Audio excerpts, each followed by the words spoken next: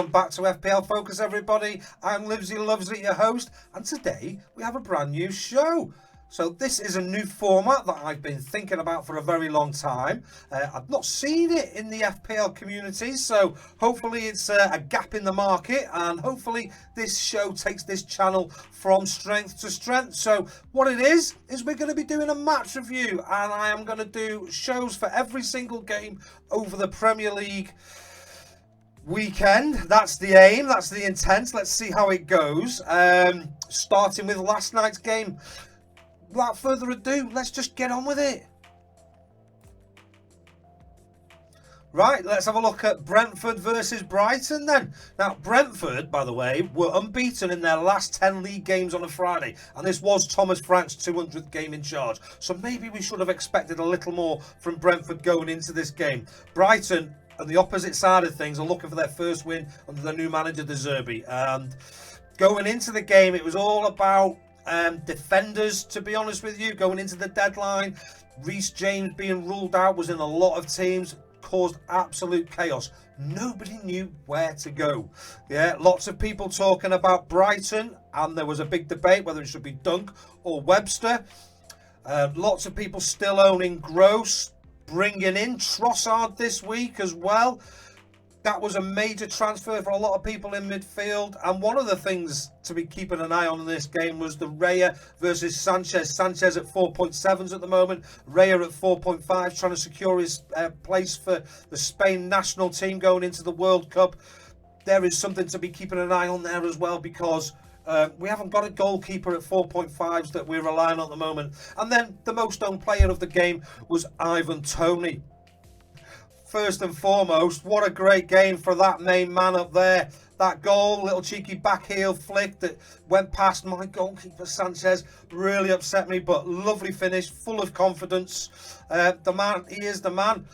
That was his 50th goal in 100 competitions for all games. And then he went and scored a penalty. We should know 20 penalties he has taken for Brentford, not including like shootouts or anything like that in proper competition.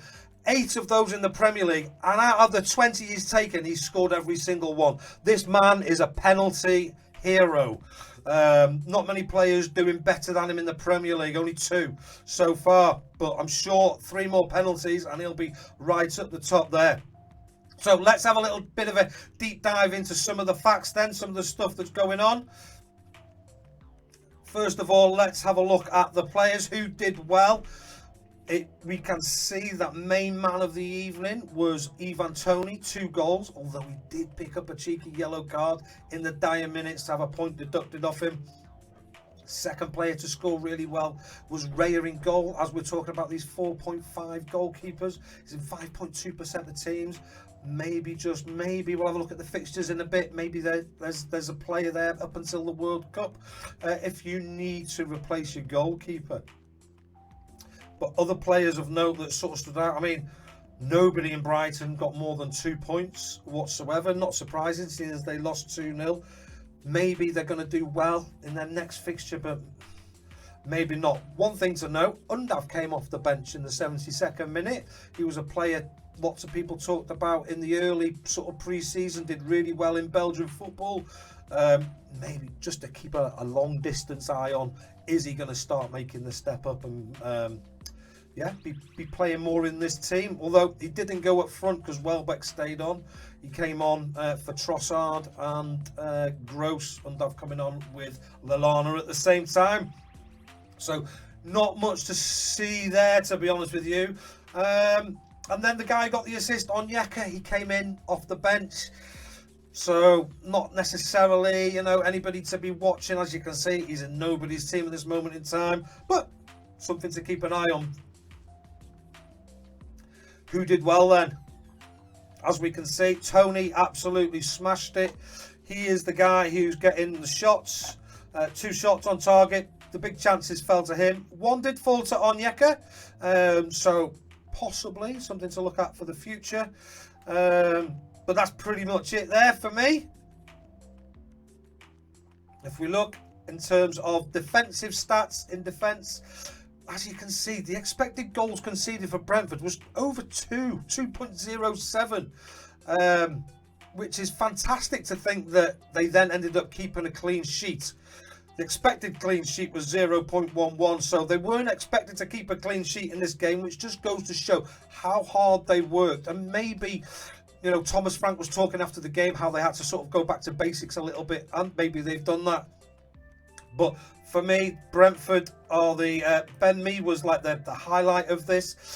6 recoveries, 4 clearances, 4 blocks, 9 crosses blocked. If you're still looking for budget defenders and you are going to go for Brentford, he would possibly be the one for me. Not that he's on my radar, to be honest, but tell me underneath if that is somebody that you're looking for. Quick look at Brighton.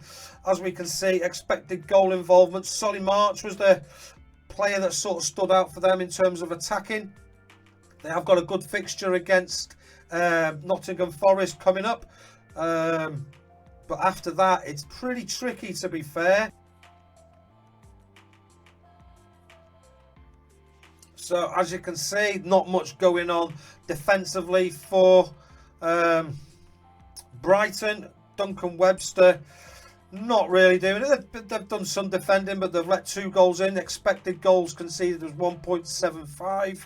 And then they conceded 2 goals. So, not doing as great defensively, certainly not as well as Brentford in keeping people out of the net.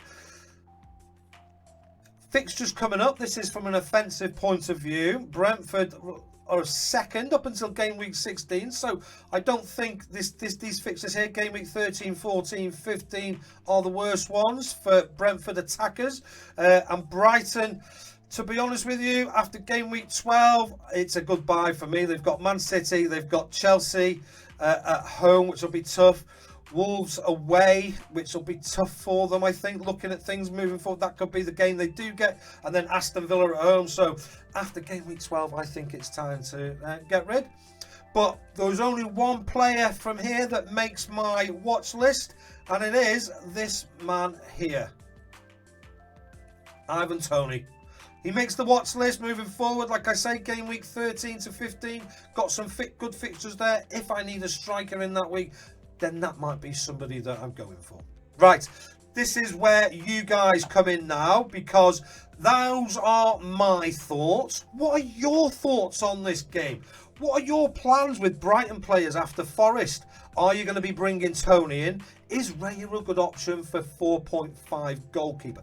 Leave your comments in the description below. Maybe we can build them up as the week goes on so people can come and visit them and get the thoughts on Brighton and Brentford moving forward. Thanks for joining me. I aim to do this for the next game, Leicester versus, I can't remember who, that Crystal Palace. See you in that one. Take it easy. Bye-bye.